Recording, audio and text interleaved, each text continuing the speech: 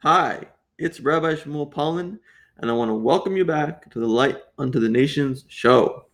We have a book for sale that you must get called All In for God. It's going to address all your doubts about God, and it's going to free your mind from tons of false science. And it's going to show you your life's purpose and much, much more. Pick it up at allinforgod.com, allinforgod.com. We have a very important episode ahead of us today. We're going to be talking about, was the world really created in 6 days? There's so many proofs that the scientists have that the world was created in billions of years, and the Bible says it was created in 6 days. So we have a big problem there. How do we deal with that evidence against us for the believer? Well, let's get into it. The very first thing the Bible tells us is that the world was created by God in 6 days. By extension, this means that the world is 5,780 years old as of this taping. Many say that if you believe that, you are an ignoramus. After all, scientific observations like radiocarbon dating, the cratering of the moon, the distance of the stars, and more all prove the Earth is at least millions of years old. In the face of this evidence, many believers in the Bible have lost faith in the literal reading of the Genesis account, trying to say that like each day actually is a billion years. But I'm going to say that each day is 24 hours in a day, just like every other day. Others think the Bible has entirely lost its credibility, but is this really so? A debate has emerged.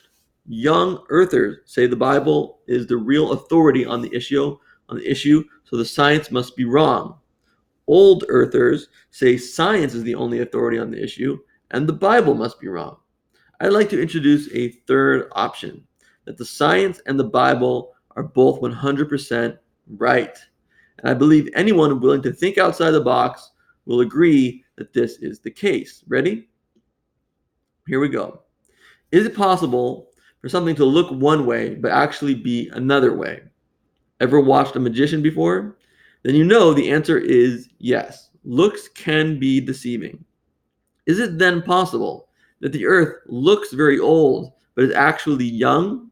To be consistent with what we just said, you must admit that is a possibility.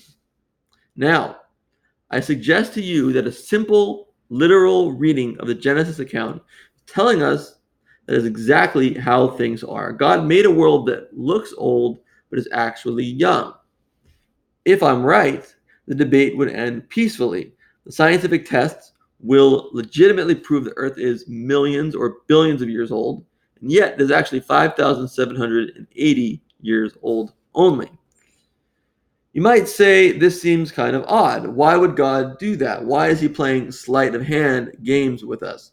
Why not just make it the age that it is?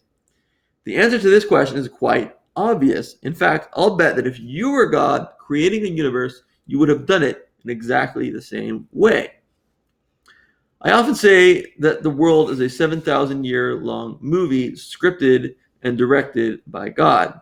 I say that because according to the Bible and our own experience, our lives aren't just happening. There is a storyline. Examine your own life and you'll see it.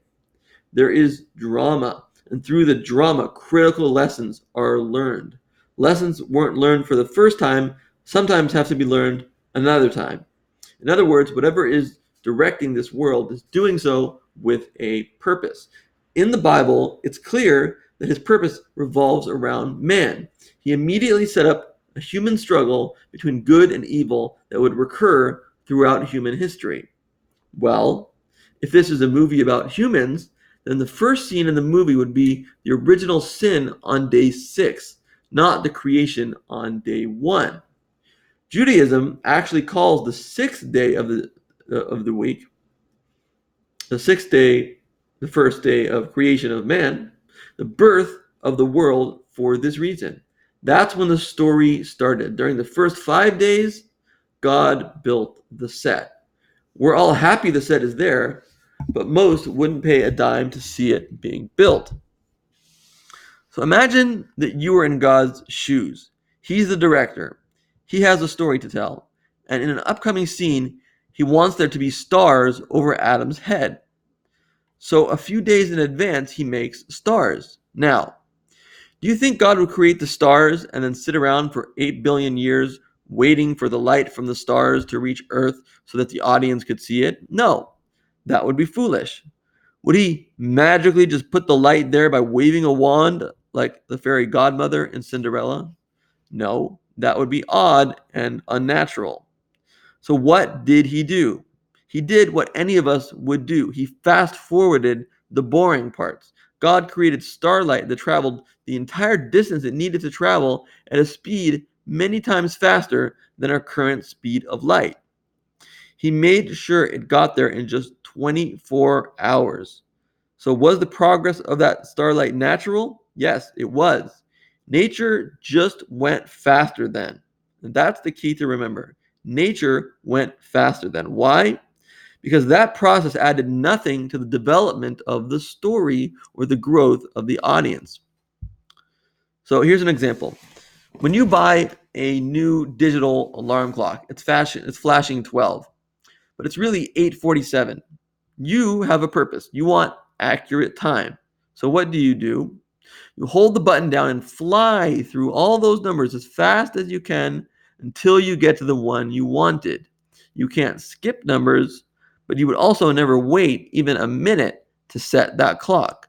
So you go through each and every number extremely fast.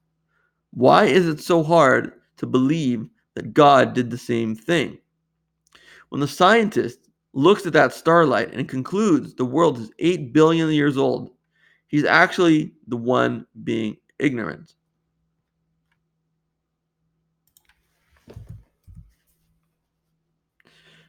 Ignorant of the Bible. If he would just read the Bible simply, he would know that everything was working at higher speeds then.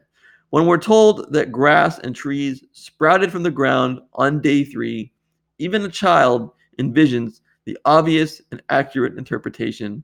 Stable time, 24 hours in a day, and plants developing rapidly and arising from the earth.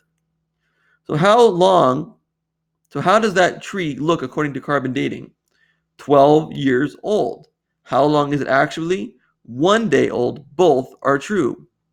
If you just imagine what's happening in the Genesis account, when the grass is growing, it just comes out of the ground extremely fast. It's the same growth as would take a year, but it's growing extremely fast out of the ground. Call this theory the accelerated creation theory. These extremely high rates of development may seem magical to you, but that doesn't mean something's wrong with Genesis. It means you're like one of the many in the audience of a magic show. You say it's magic because your brain can't keep up with the speed of his hands. Nothing strange about him. He's good. You're too slow to notice it. Well, God isn't just good, he's the best. Good luck trying to keep up with him. Genesis isn't beneath our intellect, it's beyond it. It's beyond us how things could grow and develop so fast. We are all called the children of Noah and the children of Adam for a reason, because their story is our story. Their struggle is our struggle, just with different costumes. So I hope this settles the issue of the age of the universe so we can focus on what really matters, the purpose of the universe.